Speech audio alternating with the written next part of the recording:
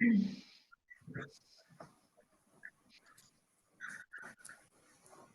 right, welcome everyone to our first session today. We are going to start with interviewing in a virtual setting hosted by Harvard University. I am Alma Castro and I am part of the Student Affairs Committee at Alpha. Today, we're going to talk about how interviews have moved to a virtual setting. Preparing for it a little bit, it's going to be completely different from how you prepared for an in-person interview before. And during this workshop, our students will learn new hiring practices, how to prepare for an interview, what not to do, and things you should do to ace your interview in a virtual setting. We have speakers from Harvard University today, Brian Thibault. Brian is a senior talent acquisition consultant at Harvard.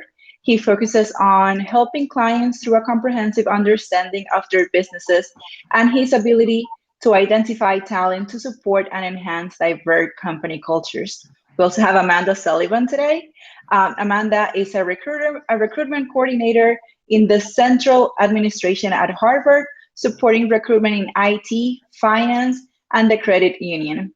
She's passionate about building connections, the candidate experience, and inclusive hiring. We have Angela Boudreau. She's the Associate Director for Talent Acquisition with Harvard Central Administration. Angie works with hiring groups across the university to recruit, hire, and retain key talent in the areas of information technology, finance, and banking. Dick McGinnis is also with us today. He's a longtime human resources professional with experience as an HR business partner and leading recruitment teams across a variety of industries. One of Dick's core values is finding solutions to engage all staff in fair and equitable ways. Roberto Martinez is the senior talent diversity sourcer at Harvard, where he contributes to the development and implementation of initiatives focused on increasing diversity at all levels of the organization and attracting and retaining the best talent. Eduardo Vergara is a first generation queer Latino public health professional. He's passionate for HIV health and academia. This has brought him to the Chan School of Public Health as a research study coordinator in the Department of Epidemiology. And last but not least, we have Sarah Chambers. Sarah is currently a human resources administrator and has been with Harvard University for over 13 years. She's a new member to the Central Administration team and brings in real life knowledge of interviewing during the pandemic while being remote. Before we get started, I want to ask everyone to just post your questions in the chat in the question icon that you have on your right navigation menu, and use the chat for comments or any messages to interact with other attendees of the session. Brian, I believe the floor is yours, so you can get started. Great, thank you. Alrighty.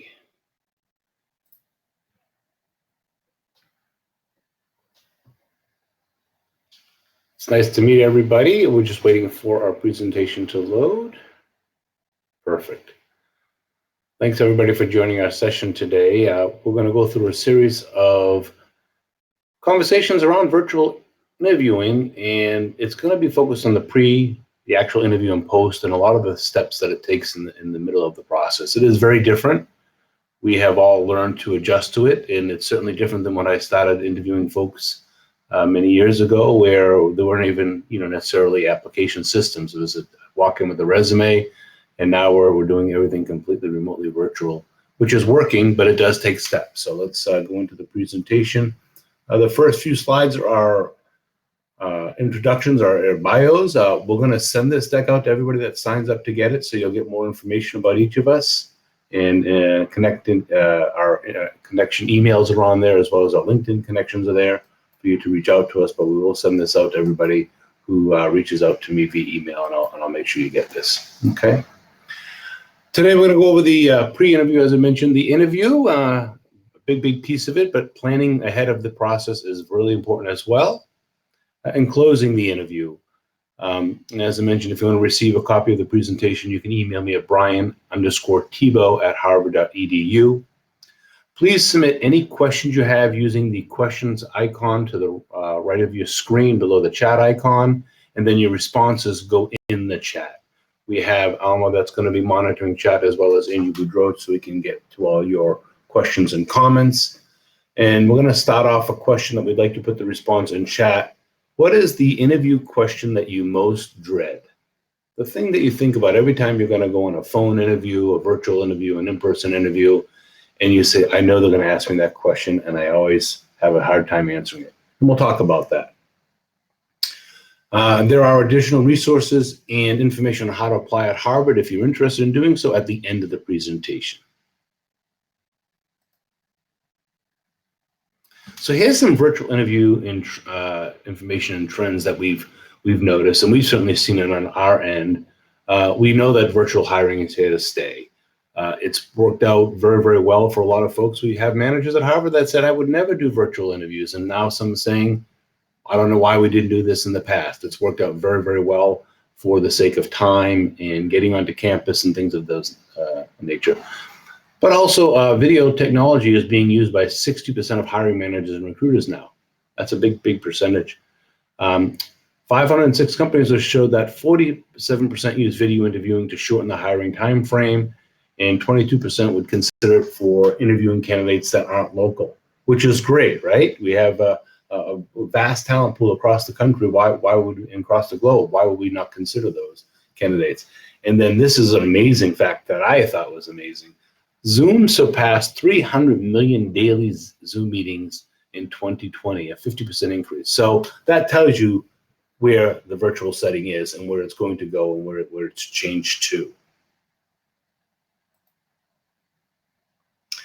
The pre-interview is as I mentioned, it's a really, really big piece of this. And, you know, it's really preparing, learning about the organization, researching the organization, and the interviewers that you're going to meet with. Carlos mentioned it at the opening session. LinkedIn is the best tool for this. You can really find out about somebody, about a company, about their mission statement. Positions are often posted there. You want to go into an interview not asking a company, what do you do, right? You want to know what they do before you apply and get to that interview. Review the job description and your qualifications. You know, we're going to talk a little bit more about that, but you really do want to focus on making sure that the job is right for you.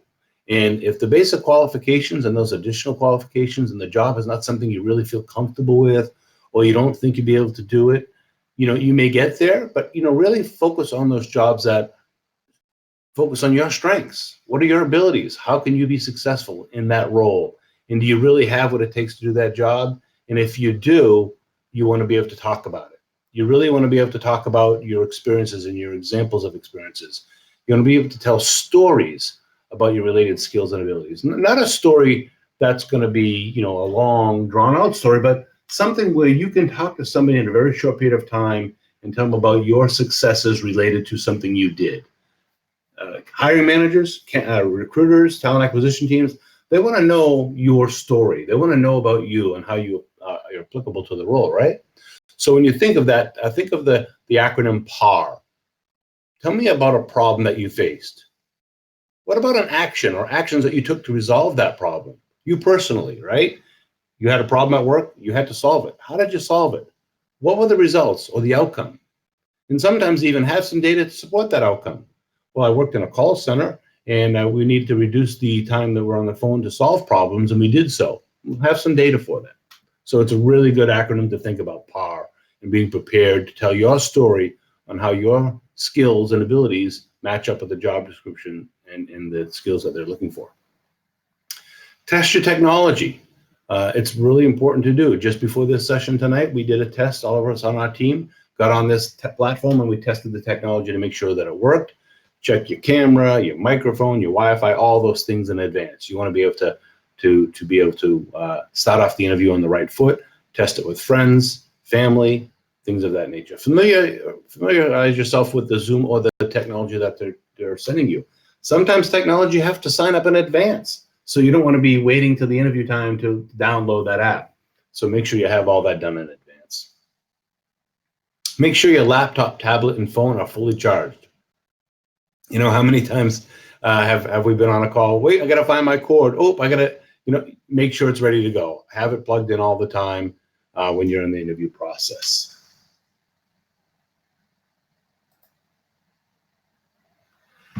Other things about the pre-interview is you want to think about all those things that are going to happen, and this word cloud is a representation of all the things that can happen and will happen.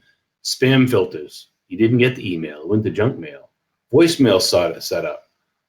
You only accept contact that are in your phone, so you miss all those calls. So to make sure this is a best experience for everyone, please make sure that you are dressed in the clothing you would wear if you attended in person. Okay, that you're in a quiet place, suitable location that won't be distract the interviewer. And we know in these COVID times and these interviewing times and these virtual times that that's not always possible. And if that's the case, just let the interviewer know, this is the best place I can be. You may hear some distractions from my family or cats or something of that nature. That's okay. We understand that things are going to be different for this kind of environment, but do the best you can. It's really important that you are able to hear the conversation and that the interviewer can hear your responses. Make sure you're being safe, of course, and not riding or driving or riding in a vehicle. We want you to be safe, but also you want to think about the noise and the distractions that are going on if you're in a vehicle. So just consider those factors. Okay.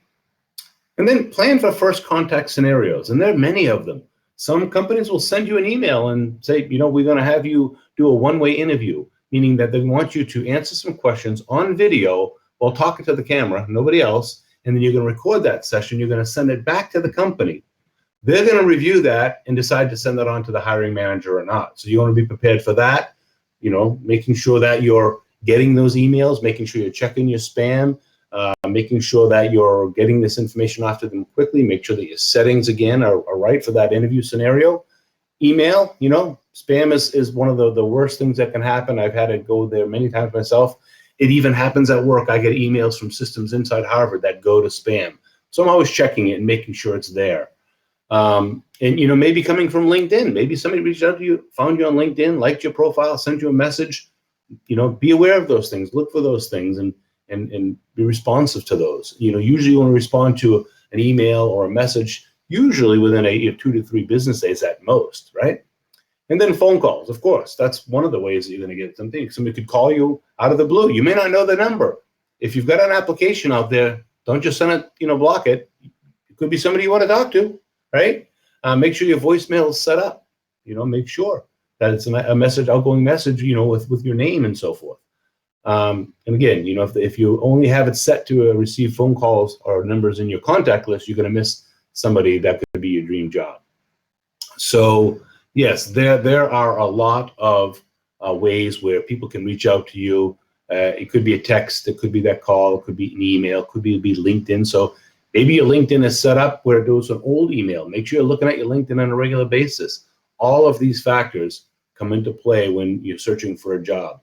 It's a very competitive market out there. So be confident that somebody's going to reach out to you and you're going to be prepared for that. Okay, so we're going to open this up to questions at this point. And Angie, if you could let us know if there are any questions in the questions icon or the chat. Some people may put them in chat. We had one question, Brian, earlier from Leedy. She was asking about the best background for video interviews. We had suggested maybe something neutral, but I don't know if you or Amanda would like to respond to that. Sure, absolutely. There can be virtual. Some machines allow you to put in virtual backgrounds. Some do not. So if you do use a virtual background, it should be something generally a pleasing to the eye. It can be a background of an office setting that's existing. It could be you don't want something that's going to have a lot of activity and kind of distracting from you. If you can't set up a virtual background, maybe try setting up something, where you can just put up a solid color curtain or something that right behind you. I've seen people use trifold dividers for rooms where they put that behind them. So try to be creative. But if you can't put it in a place, make sure you're in a place where there's not too much light behind you so that they can't see your face, something that gives good reflective light. Anybody else have any input on that?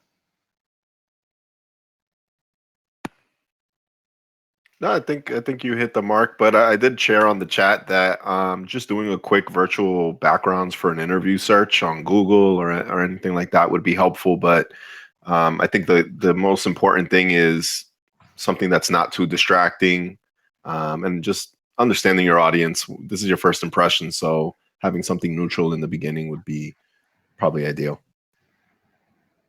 That's very true. Very true. Very true. Thank you, Roberto. Cool. All right, we're going to go on to, if there's no more questions, any more questions? Brian, there is a question in the questions tab. Liliana is asking, where should you look during a virtual interview? Directly into the camera, at the person on the screen, etc. Which we, I think, are covering in the next section. So I can answer that for you in the next section, Liliana. And I think that should be it for questions. Cool. Great. And you are up, Amanda. Okay. Well, hi, everybody. Thank you for being here. And thank you, Brian, for that first piece. So I will cover the interview and closing the interview, and we'll also have Q&A between each of those sections. So the first thing I'll talk about is the actual interview itself, and, some tips and things that we recommend for that piece. The first is just be your authentic self. Versus a scripted presentation. So what we mean by that is, don't have your exact answers to questions, memorized in your head, because that will be very obvious to a recruiter or a hiring manager. So, come in with an idea of how you would answer certain questions, but be authentic, because it's very obvious if you're not being authentic. The next point is just greeting your interviewers, relaxing, smiling, letting your personality shine. Obviously video interviews are different from in-person interviews. So you do want to still make that good first impression. Regardless of who you're meeting with in the organization, it could be, a staff assistant who's talking to you before your interview, or it could be some senior level director. You want to give the same respect to each person that you speak with. But, just go into the interview, feeling like yourself and ready to, show your personality to the hiring team. And then this is going to touch on Liliana's question, but use the same tone and body language you would use in person. So, be natural. It's not necessarily natural to have interviews over video. So we understand that it's a little bit different than usual, but definitely do your best to be natural. When we say make eye contact, I would say look at the person's screen. I don't know, Brian or somebody else, if you have a different idea, but I think actually trying to make eye contact with the person through their screen is better. I don't know if you would agree with that, Brian, but. Yeah, I think it's, a personal preference too. Sometimes, if you're looking right into the camera, you look a little bit kind of, overly focused, right? Yeah. But think of it as in a room. When you're in a room, you're looking around the room. And when I'm looking at the screen, I'm looking around the room. So, as long as you're not overly distracted and not, and if you have a situation, it's a good point, Amanda, if you have a situation where you can't be looking at the screen for some particular reason, let the interviewer know that. Say, I've got to look off screen for X, Y, and Z. Maybe it's something you have to do, or the way your camera's set up. But yeah, I generally look at the screen, not at the camera. But if you want to look at the camera, just put a little tape something right next to the camera to remind you where it is. That might be helpful for you. Yeah, exactly. And as long as, like Brian was saying, as long as you're focused on the screen, I think it's okay. And especially if you have, maybe 2 or 3 interviewers in the room at the same time, you're not necessarily going to be able to make eye contact with just one person. So just as long as you're engaged and staying focused, I think that's great, because it is different over video than in person, because you don't actually have the person sitting right in front of you. And then the other thing I wanted to point out is just focus on looking at the camera, which is kind of contradictory to what I just said. But, I would just say focus on the screen. Don't check your phone for texts or look at incoming emails. So, you know, if you have multiple screens with your setup, make sure you're focused on the screen that the interview is on and that you're not looking off to the side, because that will make it appear that you're distracted. If, like Brian was just mentioning, if you do have to look to the side, just say, I apologize, I'm going to look off the screen to look at the job description or whatever you're looking at, just so they know that you're still engaged with the interview. It's really obvious when somebody is not paying attention on a video. So just be mindful of that. And then the last piece I wanted to touch on is just active listening. So this is a really big piece of the interview and something that I think is really important. You know, you want to give yourself time to clearly think about your answer after an interviewer asks you a question. You know, it's okay to take a few seconds to pause and actually formulate your thoughts, so you're not just spitting out whatever comes into your mind first. You know, it's okay to do that, and interviewers appreciate that, actually. And avoid talking over the interviewer. So wait for the interviewer to finish asking their question. If they're explaining something to you, you know, make sure they're done before you interrupt them or anything like that. And then if an interviewer asks you a question that you're not sure about, you can ask them to rephrase for clarity. That's perfectly fine. You know, sometimes questions can have multiple parts to them, so it's okay to ask for a rephrase, because you don't want to go through the process of answering a question that's not actually what the interviewer was asking. There was something else I was thinking about in terms of interviews too.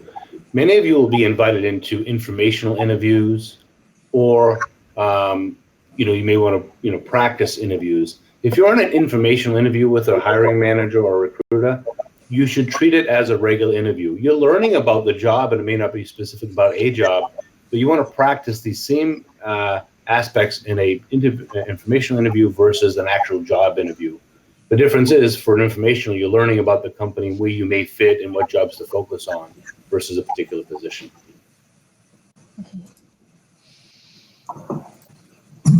The virtual setting improves in some ways some of the interview capabilities. You can have your resume handy. You can have a piece of paper with some notes that you want to take, or the job description. Use the advantages of the virtual setting to be able to, getting some feedback, to be able to your. Absolutely. Thank you, Dick.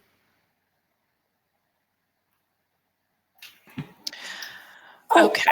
Amanda, there was a question. Should we hold it until we get to the Q&A section? There was a question in the chat related to Lady asked the question whether or not it would be appropriate to ask the interviewer for them to pose their questions to you in the chat versus direct conversation. And I just started to type an answer in the chat, but I thought I'd just pause and see if it made sense to talk about it in this forum.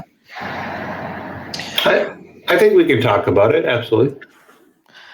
Yeah. So, Lady, do you want to elaborate on what it is that you're asking?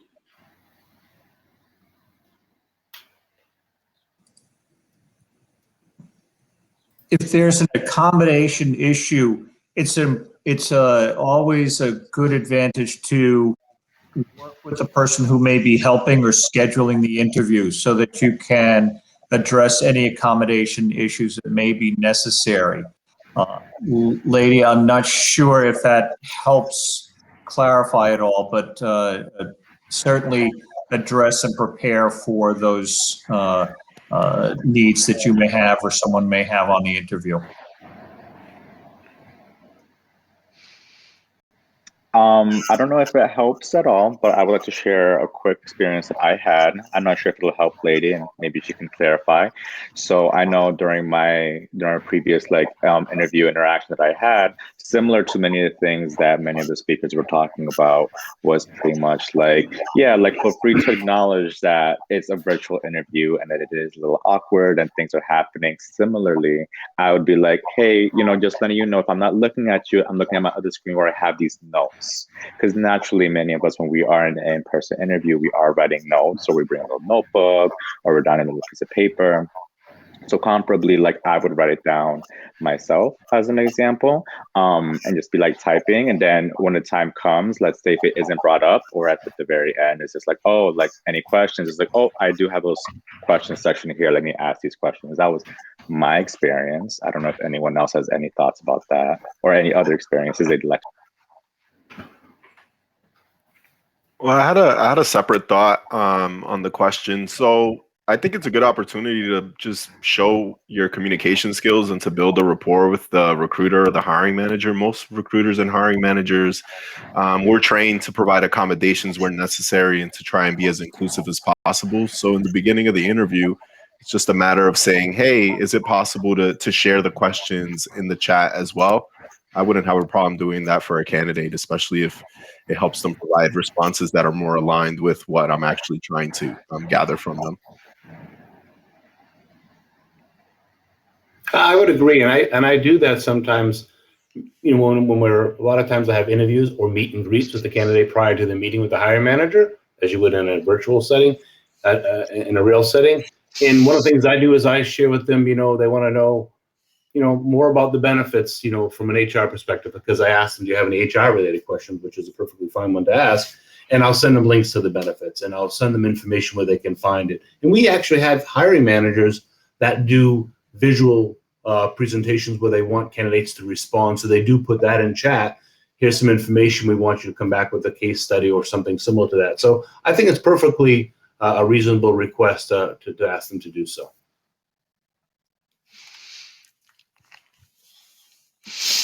Yeah, I think that's great. Thank you to everybody who put in their input on that question. So the next piece I'll talk about is, you know, the question, tell me about yourself. I think somebody in the chat put that question as the one they dread the most. So you can consider this a form of your elevator pitch. So your elevator pitch should be about 30 to 45 seconds, you know, kind of highlighting your recent experience, you know, skills that you have. So, you know, as students, you can highlight, you know, various internships you've had while you're in college, or you can say, you know, I'm a senior graduating in 2021 with a degree in communications. And you can also describe what you're looking for. So you can say, like, you know, I'm looking for an entry-level role in marketing and communications, and, you know, whatever that looks like for you. And, you know, just make it brief. It doesn't have to be a summary of everything you've done since you started working, you know, when you were 16 or whatever it is. I'm just talking about myself personally, but, you know, talk about the most relevant pieces of information for the person that you're speaking with. And then Brian, Anybody else on the group have a recommendation for their favorite elevator pitch that they use that was successful for them?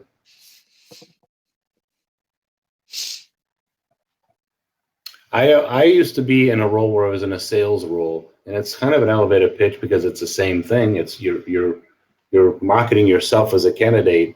And the one thing that I always heard from my peers that would give me some coaching was, you're just simply to talk about one particular thing. You're there not to talk about the whole company and what we do. You're just there to talk about the services that you're there to provide. So less is more, and you've probably heard this about resumes and in writing and your educational experience, that when you're writing stories or papers, that less is more. So think about that.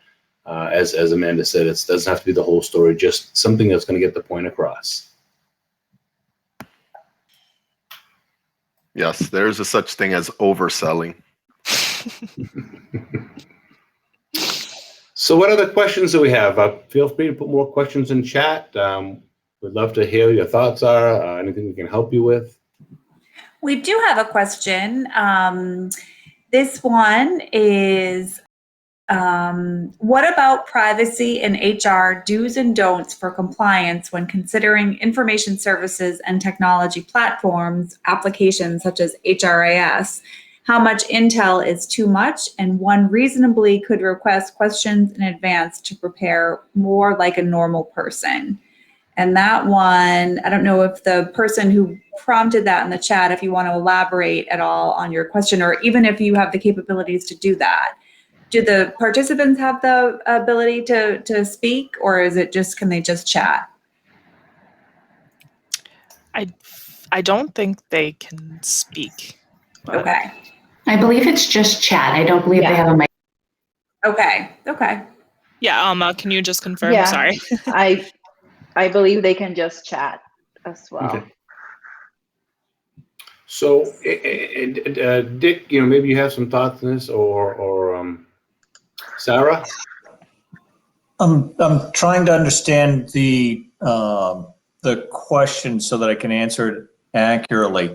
I believe it must be like a two-prong question. Why don't we start with what about privacy and HR do's and don'ts for compliance when considering like the technology platforms? Sorry, apologies for interrupting.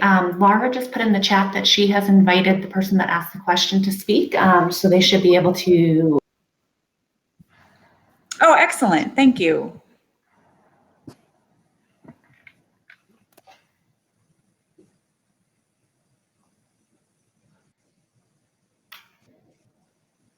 Well, perhaps in the meantime, we have another question. Can you share some tips for standing out in a virtual environment? How do you make a good impression? Is body language a significant part of that? Yes. I've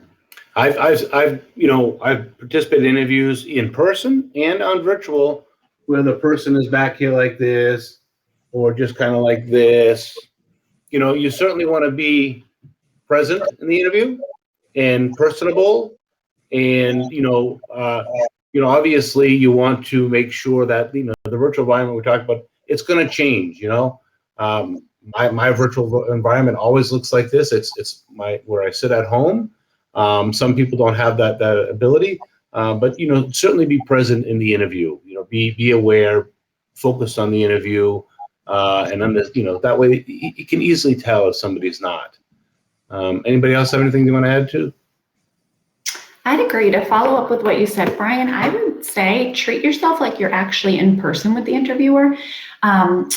Just the old things like keep your posture correct, don't slouch in the chair. I think sometimes it can come off as you're uninterested if you're kind of kicked back, relaxing. I would just say pretend, even if you're in your home environment, that you're actually in the person's office. And just honestly, like Amanda stated earlier, be yourself, smile, be friendly, be welcoming to their questions, and just be your authentic self. Thank you. We have two additional questions that just came in. I'm going to read both of them. The first one is, how important is LinkedIn for students' professional development and or job search? And the second question is, what are the biggest challenges potential candidates face in today's virtual environment? I can think, touch. Oh, go ahead. I was just going to say I can touch on the LinkedIn one really quickly. So I went to Stonehill College in Easton, Massachusetts, and I've connected with a lot of current students there. But one reached out to me recently because he applied for a position at Harvard, and he just found me on LinkedIn because he saw that I'm from Stonehill, and he ended up getting a phone interview for the role. That's just the stage that we're at right now. But I think it's really important to stay engaged and connected on LinkedIn, especially with folks who are alums of your institution, because they have a lot of connections and can help you out. So I would definitely say it's really important, especially when you're in the midst of your job search, try to connect with as many people as possible. And, with all of us here today, we all have our LinkedIns in this presentation that we can send to you after, so you can connect with us there as well. And just speaking personally, just my observation is sometimes people try to leverage LinkedIn when they're actually looking for a job. And that's probably the biggest mistake you could make. You want to cultivate your brand and build a relationship with your network over time. Folks say that, it's not who you know, it's, what, or not what, yeah, the other way. But what I say is, It's really who knows you and who knows your work. Your network will always be out there providing opportunities for you, or people always want to know someone that knows something. So for example, even with my personal journey, I was at Stony Brook University up to 2017. I started publishing some articles on LinkedIn so I could share some knowledge with folks. And that's how I ended up being recruited to Dartmouth. And then ultimately it led to my opportunity here at Harvard. I would have never explored any of those opportunities if it wasn't for LinkedIn, my presence. And I've been on LinkedIn since 2011. So I think it's really important for you to cultivate your presence. There's over almost 680 million professionals on that platform. It's continuing to grow. So, you know, it's very important, and it's a great opportunity to connect with us. Clearly, we care about connecting with folks and, you know, having informational conversations and building a rapport with Alpha. So, you know, now's the time to connect with us. I'd like to also add that recruiters, if they're having open positions, they are posting them on LinkedIn, so it's a great place to find that information. It might be somewhere you hadn't thought about or a position you hadn't thought about, but it would be a perfect fit for you. So I would definitely expand your network, and there are a ton of classes right now, even on LinkedIn, that will teach you how to build a better LinkedIn account. So I would say if you search that on Google or however you search, that would also be very helpful. Great. Thank you. And we're going to get back to the question about HR that Andrew Yeah.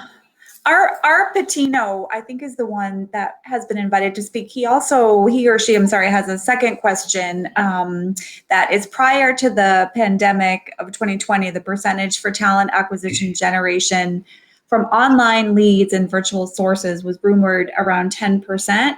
How much still rest on word of mouth, personally developed leads, and community agencies such as Social Capital? And Arpatino, it would be great for you to come on to the microphone to expand a little bit about the questions that you have for us so we can accurately answer. Angie, unfortunately, he's connected through a phone, so through a mobile device, so we're not able to add him and open his mic. Okay. Well, you can connect with us on LinkedIn and we'll provide the responses on a later date. Brian, do you mind if I answer his first question? Absolutely, yes. So if I'm reading this correctly, I hope I am. I hope my answer provides you some insight. I actually was recently on the job market. I've been with Harvard for 13 years, and I have been with Central now for a couple weeks, so not that long. So I was one of the people out there doing Zoom interviews.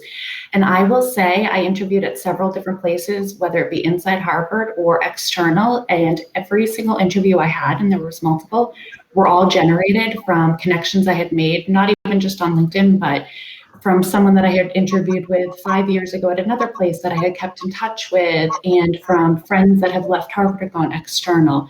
So my personal connections, I relied upon extremely heavily to start my job search.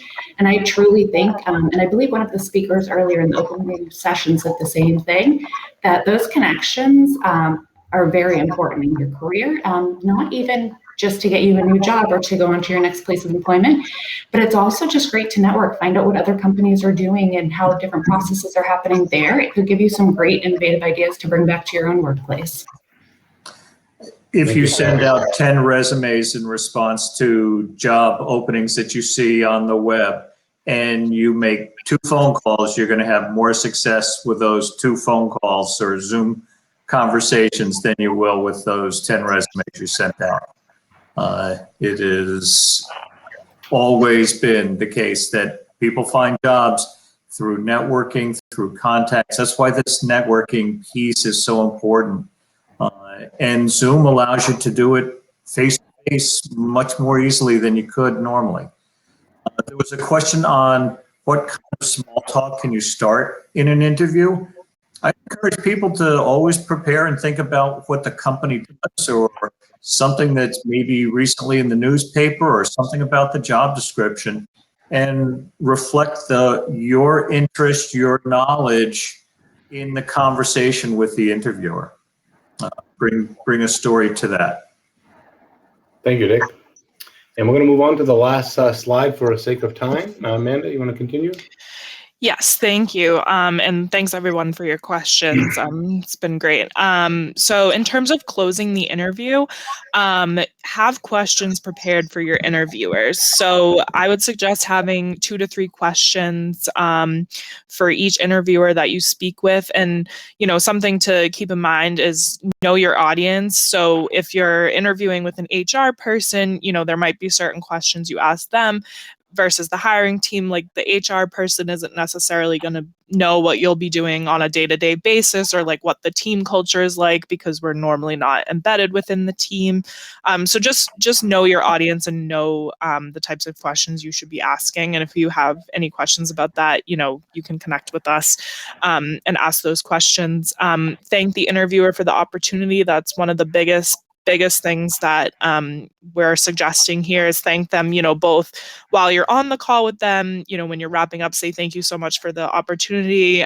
You know, this position sounds great. I'm really interested, you know, enforce your interest in the role, but then also send a thank you email to the folks you met with. That can go a really, really long way.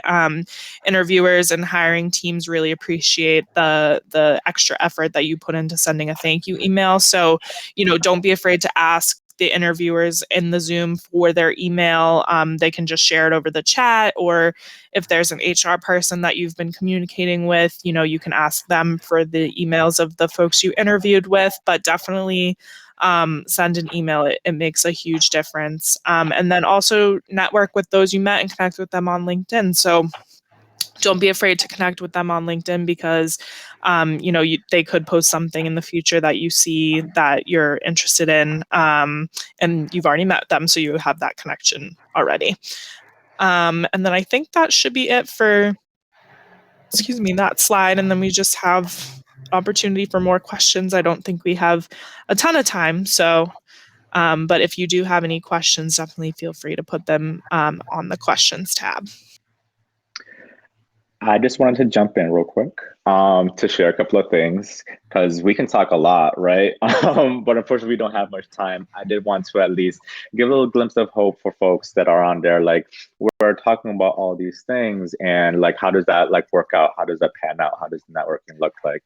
So like an example that thankfully got me in my position with the Harvard Chance School of Public Health was being able to connect with the HR recruiters at the School of Public Health. And that made the experience completely different. I applied for, you know, one position many months ago, and that's not the position I got, right? We're talking about like that first connection that built another connection, that built another connection, to the point where I was speaking informally to some of the HR recruiters, because at that point they already knew like the kind of person that they're trying to like, you know, recruit for them. And which eventually led one of them to say, hey, Eduardo, I know it's been a couple of months, but here's a position that may actually fit your like, you know, interests and such. And thankfully that was the position that also were like worked out for me and I'm very happy for. So that's just another example of how to actually apply yourself informally, formally, using like HR to your advantage and getting to know people. Because ultimately, if they get to know the type of person you are, and that is ultimately the place you want to be, and you know that, then they're going to find eventually a position for you that's available. And who knows, that may end up being the space that you end up working for later on. Thank you, Eduardo. Looks like there's one more question in chat. And the questions, no. Probably all set. I think I had suggested to R. Patino that he contact us directly because he has a couple of additional questions that just came through, and I think our session is over. So I suggested that we could connect with him one-on-one to follow up to his outstanding questions. Absolutely, and I'll have you know, if you've sent me an email, I'll send you this slide. If we have another opportunity, I'll send it over to Carlos as well. I sent it to him earlier so that he can distribute it as well. But all of our contact information is on there, each of our email addresses and our LinkedIn profile. So we look forward to hearing from you and answering more questions. And thank you so much for joining our session today. We've enjoyed it. And good luck in your career search, and good luck at the rest of the sessions that you're going to be attending at the Alpha Student Summit. Thank you so much, Brian, and everyone. Thank you. For our attendees, we'll have a 15-minute 12-minute break. I will have our next section at 6:30. You can stay around in the tables, connect. Some of our speakers will be there. Other attendees will also be there. So feel free to start connecting and networking. Thank you again to Harvard University and to Brian, Roberto, Dick, Amanda, Eduardo, Angie, and Sarah for joining us today. This has been very informative for everyone, and I believe we'll put all of these things to practice. Thank you. Thank you, guys. Bye. Thanks, everybody. Take care. Thank you.